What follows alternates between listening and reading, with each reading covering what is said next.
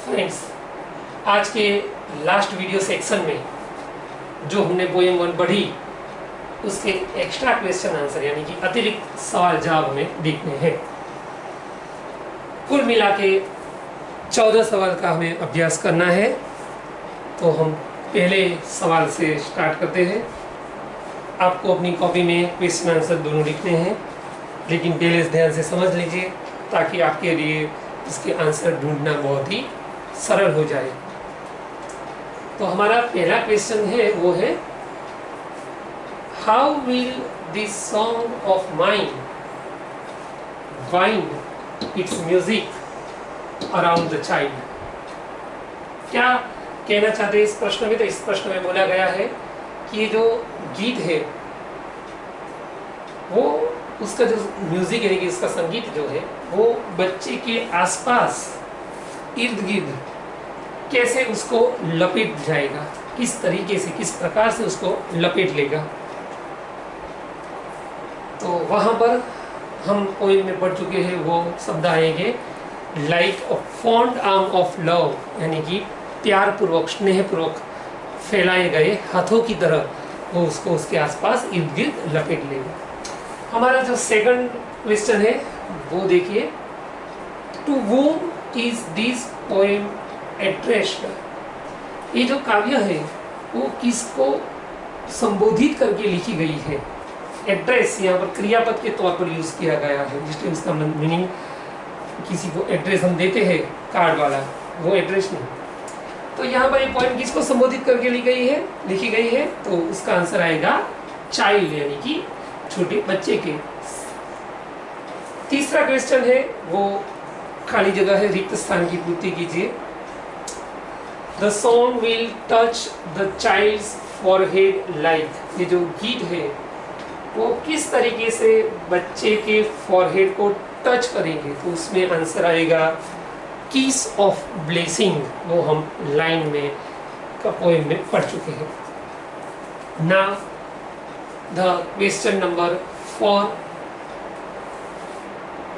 What will the song do, यानी कि ये जो गीत है वो क्या करेगा फॉर द चाइल्ड, बच्चे के लिए, when it is alone at night, जब वो रात्रि के समय अकेला होगा तब ये सॉन्ग बच्चे के लिए क्या करेगा? तो उसका आंसर हम इस तरीके से कुछ लिख सकते हैं कि जब वो रात्रि के समय पर अकेला होगा तो ये जो सॉन्ग है वो उसके नज़दीक जाके बैठेगा और उसके कानों में सदाए, हमेशा सदा गुनगुनाता रहेगा, धीरी आवाज में उसको कुछ कहता रहेगा। Now the question number 5, and that is, what will the song do for the child when it is in the crowd. जब बच्चा क्राउड यानी कि लोगों की भीड़ में एकत्र होगा, उनके बीच में रहेगा, तब एक गीत उसके लिए क्या करेगा?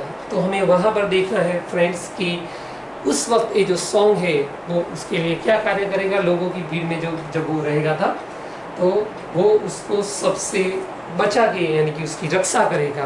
फेंस यानी रक्षा करना, वो वाली लाइन में इसका आंसर आपको ढूंढ के देखना पड़ेगा। अब हमारा छठा प्रश्न है और वो है, what does the song give to the child's dreams, यानी कि ये जो गीत है वो बच्चे के ड्रीम यानी कि स्वप्न जो है उसका है, उसको कहां पर ले जाएगा, उसको क्या प्रदान करेगा? तो उसके आंसर में हमें लिखना है कि ये जो सॉन्ग है वो किसी पक्षी की जो 2 पंख होती है उसकी पैर पर इस गीत को एक जगह से दूसरी जगह पर ले जाने का कार्य करेगा। Now the question number 7, where will the song transport the child's heart. Transport करना मतलब परिवहन करना, ट्रैवलिंग करना, मुसाफरी करना। तो ये जो गीत है वो बच्चे के जो हार्ट, हृदय को है वो कहाँ तक ले जाएगा, कहाँ तक उसकी सफर कराएगा? तो उसमें पोएम में एक शब्द आता है, verge of the unknown. Verge मतलब सीमा, बॉर्डर, एंड अननोन मतलब अनजान वस्तु, अपरिचित स्थल, तो वो अपरिचित जगह की सीमाओं तक उसको लेके जाएगा। अब 8वें सवाल की ओर ध्यान दीजिए, वो है when will the song be like the fateful star. When मतलब समय पूछा है कि ये सॉन्ग बच्चे के लिए विश्वासु सितारे जैसा कार्य कब करेगा।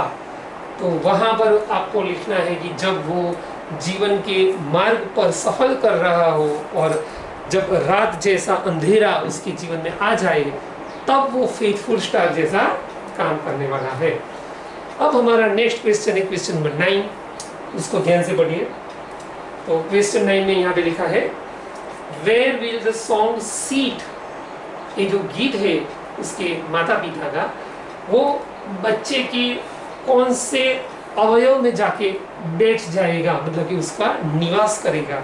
तो वहां पर हमें फ्रेंड्स पोएम में एक लाइन दी गई है कि वो जो गीत है, पर्टिकुलर सॉन्ग है, वो उसकी आंखों के कीकी के अंदर, यानी कि जो काला काला हिस्सा होता है हमारी आंखों का, वहां पर जाके बैठेगा, यानी कि in the pupils of the eyes. और आईज किसकी?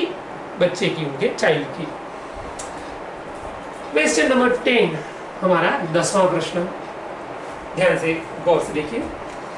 Where will the song carry, carry मतलब ले जाना अपने साथ, carry the child's sight, sight मतलब दृष्टि, नजर। तो ये जो सॉन्ग है, गीत है, वो बच्चे की जो नजर है उसको कहाँ तक ले जाने का काम करेगा, कहाँ तक ले जाएगा उसको, उसकी नजर को। तो वहां पर हमें लिखना है कि जो सॉन्ग है वो बच्चे की नजर को किसी भी चीज वस्तुओं के हार्ट के अंदर ले जाएगा। हार्ट मतलब कि उसको बहुत डीप तक उसको समझने के लिए उसको ले जाएगा। तो ये सॉन्ग उसके लिए यह भी काम करेगा, उसको किसी भी चीज वस्तु को डीपली समझने में उसकी सहायता करने वाला है। अब हमें इस साइड के क्वेश्चन नंबर 11 पर हमारा ध्यान। क्वेश्चन 11 में क्या बोला गया है? What will the song do, मतलब कि गीत क्या करेगा। When the child's parents die, जब बच्चे के माता पिता का देहांत होगा तब ये सॉन्ग क्या करेगा। तो तब ये सॉन्ग क्या करेगा, तो उसके साथ में रहेगा, उसको भूलने नहीं देगा। उसके साथ में कहाँ रहेगा? उसके लिविंग हार्ट, यानी कि जो उसका जीवंत हृदय है वहाँ पर वो रहेगा और उसको हमें सदा ये एहसास कराता रहेगा कि उनके माता पिता उसके साथ ही है, भले उनका देहांत हो चुका है। अब जो पीछे में लास्ट 3 क्वेश्चन है वो किस टाइप के हैं? तो कभी कभी आप लोगों को पोएम की स्टांजा पर से या तो लेसन के पैराग्राफ पर से समानार्थी, यानी कि उसके जैसे शब्द, मिलते जुलते शब्द, और उसके विपरीत शब्द यानी कि विरुद्धार्थी शब्द, विरोधी, विलोम शब्द जिसको बोलते हैं, वो ढूंढने का पूछते हैं। तो क्वेश्चन 12 में हमें सिमिलर वर्ड्स ये जो दिए हैं उसके काव्य में से ढूंढने हैं। ये जो वर्ड है वो बाहर के हैं, ये काव्य में नहीं दिए हैं। हमें इसके मीनिंग के जैसे ही दूसरे मीनिंग वाले शब्द काव्य में से ढूंढ के लिखना है। तो पहला शब्द है विजन, विजन मतलब दृष्टि, नजर। तो आप लोगों को पता है कि दृष्टि, नजर के लिए कौन सा वर्ड आया? साइट। दूसरा हमारा वर्ड है बी लोनली, लोनली मतलब अकेला। तो अकेले के लिए पोएम में वर्ड आया है अलोन, तो वो उसका सिमिलर वर्ड आंसर के तौर पे आएगा। तीसरा वर्ड है प्रोटेक्ट, प्रोटेक्ट मतलब किसी की रक्षा करना, और रक्षा करने के लिए वो दूसरा हम वर्ब देखा वो है टू फेंस। चौथा वर्ड लोनलीनेस, इसको अकेला बोलते हैं, इसको अकेलापन बोलते हैं, बराबर। तो अकेलेपन के लिए, सबसे दूर रहने के लिए वर्ड आया अलूफनेस। लोनलीनेस जैसा ही वर्ड है अलूफनेस। ये जो वर्ड है आपको सामने डैश या तो एरो करके दर्शाने हैं। अब 13वें प्रश्न में एंटोनिम यानी कि विपरीत, विलोम शब्द पूछे गए हैं। तो उसमें पहला वर्ड है कर्स, कर्स मतलब किसी को श्राप देना, किसी को अभिशाप देना। तो उसके लिए आशीर्वाद शब्द आया है, उसके विपरीत शब्द, और उसके लिए वर्ड आया है ब्लेसिंग्स। हमारा दूसरा वर्ड है नॉन, नॉन मतलब परिचित, जो हम जानते हैं ऐसा। तो अपरिचित के लिए पोएम में वर्ड आया अननोन। हमारा तीसरा वर्ड है हेट, मतलब किसी को धिक्कार करना, किसी को नफरत करना। तो नफरत करने के लिए सामने उसके विपरीत शब्द आएगा स्नेह जगाना, किसी को प्रेम भाव करना, तो वहाँ पे आएगा लव। और लास्ट में दो वर्ड हमें दिए हैं, वो दोनों एक जैसे ही है। नॉन लिविंग मतलब जो जिंदा नहीं है वो, या तो फिर डेड यानी कि जो मर चुका है वो। तो उसका ऑपोजिट यानी कि एंटोनिम वर्ड आएगा लिविंग। नॉन शब्द निकाल देने का है। Okay, now the last question. इसमें वापिस सिमिलर वर्ड, उसके लिए दूसरा शब्द है सिनोनिम। तो सिनोनिम कह के भी पूछ सकते हैं, कुछ बच्चे उस वक्त गलतफहमी का शिकार हो जाते हैं और यहाँ पर कुछ और लिख के चले आते हैं। लेकिन सिनोनिम मतलब भी समानार्थी शब्द। पहला हमारा वर्ड है मरमर। तो हमें पहला तो उसका मीनिंग आना चाहिए कि मरमर मतलब क्या। तो मरमर मतलब धीरी आवाज में बोलना, गुनगुनाते रहना। तो उसके लिए पोएम में वर्ड आया टू विस्पर। दूसरा हमारा वर्ड है टू ट्रैवल। ट्रैवल मतलब सफर करके अपने साथ किसी चीज को ले जाना। तो टी पर से शुरू होता हुआ एक दूसरा वर्ड हम पढ़े इस पोएम में, वो है ट्रांसपोर्ट। वो यहाँ पे आएगा ट्रैवल की जगह पे। तीसरा वर्ड है म्यूट, मतलब एकदम शांत, कुछ बोले बिना बैठे रहना। तो उसके लिए शब्द आया साइलेंट। और चौथा हमारा लास्ट वर्ड है वो है बिसाइड, मतलब किसी के बाजू में, मतलब सीट बाय द साइड, किसी के बाजू में जाके बैठ जाने में। तो इस तरीके से हमें 14 क्वेश्चन आंसर टोटल लिखने हैं।